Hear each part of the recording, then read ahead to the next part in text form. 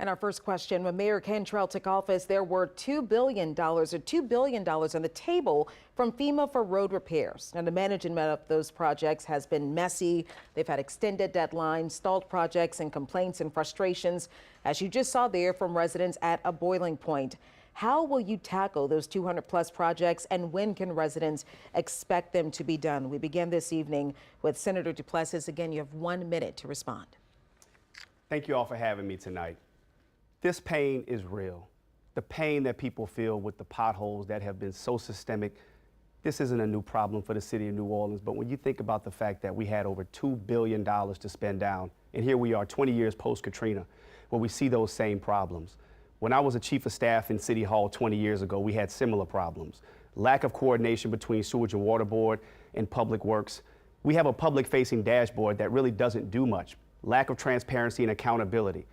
We see pending problems, pending potholes that have been reported, but the issue is that we have a lack of staff and in-house capacity to get out there and fix these solutions. We need a coordinating cabinet so that everybody's on the same page. Within my first 100 days, we're going to identify the top 20 projects through all city council districts and make them a priority. Within my first 100 days, you will begin to see progress on getting those basic city functions like getting street repairs. It's just unacceptable what our citizens are dealing with. Senator Duplessis, thank you. Councilmember Moreno. Thank you. One of the biggest issues that we face is that work that we should actually be doing in-house, we're outsourcing, and things we should be outsourcing or doing in-house. So you talked about the $2 billion. That $2 billion that came in, the first tranche was over $1 billion. And myself and Councilmember DeRusso sat down with the Cantrell administration and we said, for this amount of work going out on the streets, we absolutely need to have project managers. And this administration said, no, no, no, no. We want to handle that type of oversight in-house. And obviously, because the level of oversight wasn't there, unfortunately, a lot of these dollars were wasted. But when we talk about these projects, though, what also needs to happen is really an urgent level of coordination and collaboration, Super Bowl style. Because when we have that level of urgency, coordination, and collaboration, we actually can get these things done. And at the directive of the mayor, we got some of these projects done in time for Super Bowl.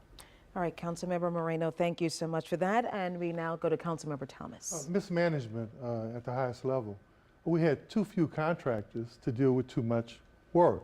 One of the things as mayor that should have happened on the front end was develop capacity and develop smaller contractors with apprenticeships to match up with contractors who could deliver and break down those multi-million-dollar projects into smaller pockets.